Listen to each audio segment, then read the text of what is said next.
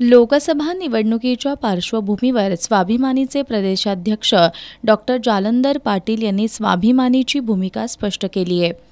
त्यांनी आज पत्रकार बैठकीत बोलताना सध्या ज्या पद्धतीचं घाणेरडं राजकारण सुरू असताना आणि पारंपरिक राजकारण्यांबद्दलची विश्वासार्हता संपत चालली असताना स्वाभिमानी आपल्या कष्टकरी शिलेदारांना सोबत घेऊन स्वबळावर लोकसभेच्या 6 जागा लढवणार असल्याचं जाहीर केलंय।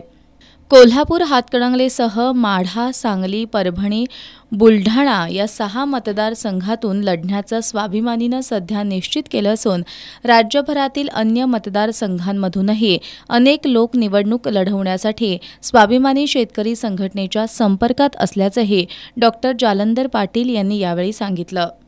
कार्यकर्त्यांकडून स्वाभिमानीनं राज्यातील लोकसभेच्या सर्वच जागा लढवाव्यात असा दबाव वाढत असला तरी जास्तीत जास्त जागा लढवण्याचा प्रयत्न राहील असंही त्यांनी सांगितलं। यावेळी स्वाभिमानीचे अजित पवार, रमाकांत तोडकर आदी उपस्थित होते।